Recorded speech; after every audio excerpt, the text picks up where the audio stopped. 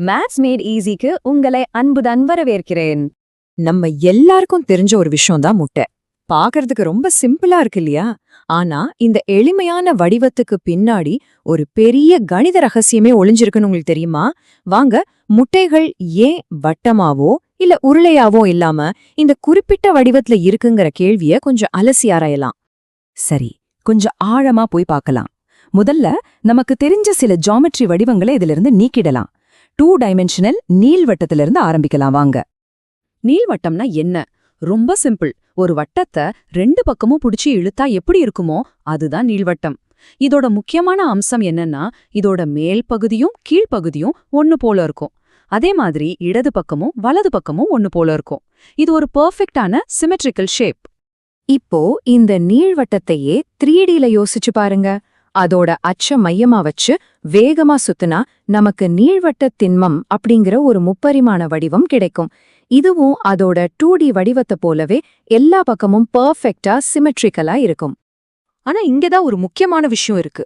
ஒரு நிஜ முட்டையை எடுத்து பாத்தீங்கன்னா அது நீள்வட்ட திண்மம் மாதிரி சிமெட்ரிக்கலா இருக்காது இல்லையா?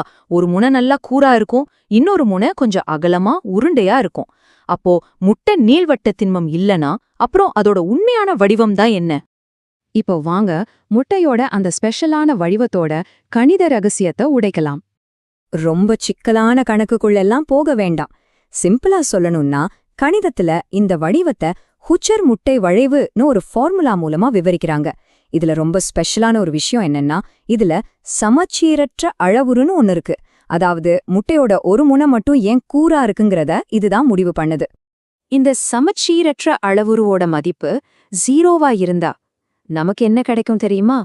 நம்ம கொஞ்ச நேரத்துக்கு முன்னாடி வேணான்னு சொன்னோமே, அந்த பெர்ஃபெக்டான சிமெட்ரிக்கலான நீள்வட்ட திண்மம் தான் கிடைக்கும்.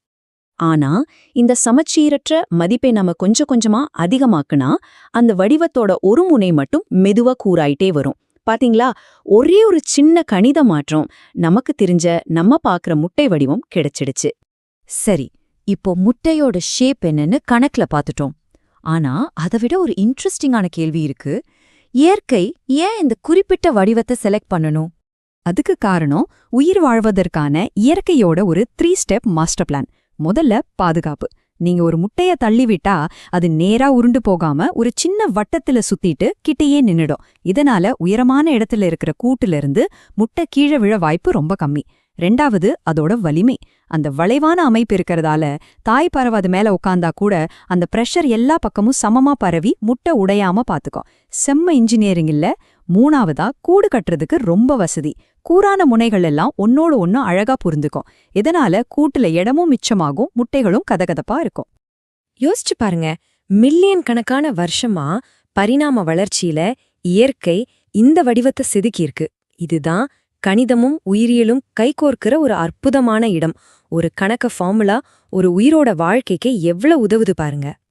இங்க ஒரு சுவாரஸ்யமான விஷயம் இருக்கு.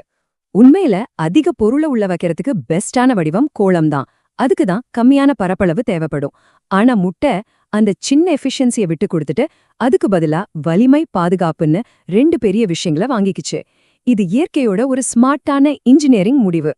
இந்த சூப்பர் டிசைன் வெறும் முட்டையோட நின்னுடல. நம்ம மனுஷங்க கூட இந்த ப்ளூ பிரிண்ட காப்பி அடிச்சு நிறைய விஷயங்கள்ல பயன்படுத்துறோம்.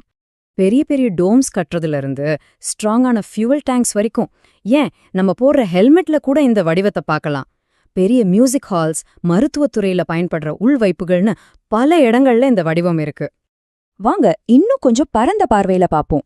இந்த வடிவம் பறவை முட்டைகள்ல மட்டும் இல்ல, விதைகள், கொட்டைகள், ஏன் வானத்திலிருந்து விழுற மழைத்துளி, விண்வெளியில இருக்கிற சில சிறுகோள்கள் கூட இந்த வடிவத்துல தான் இருக்கு. வலிமையும் திறனும் எங்கெல்லாம் தேவையோ அங்கெல்லாம் இயற்கை இந்த வடிவத்தை தான் திரும்ப திரும்ப தேர்ந்தெடுக்குது. அப்போ மொத்தத்துல நம்ம என்ன புரிஞ்சுக்கிறோம்னா, ஒரு சாதாரண முட்டையில நம்ம பாக்குறது வெறும் ஒரு வடிவம் இல்ல, அது பல மில்லியன் வருஷ பரிணாம வளர்ச்சியும் கணித கொள்கைகளும் ஒன்னு சேர்ற ஒரு அற்புதமான புள்ளி. உங்களை ஒரு கேள்வியோட விட்டுட்டு போறேன். இந்த மாதிரி நம்ம தினமும் பாக்குற வேற எந்த பொருட்கள்ல கணிதத்தோட நேர்த்தி ஒளிஞ்சிருக்குன்னு நீங்க நினைக்கிறீங்க? யோசிச்சு பாருங்க. இந்த வீடியோவை லைக் பண்ணுங்க, மேத்ஸ் மேட் ஈஸி சேனலை சப்ஸ்கிரைப் பண்ணுங்க.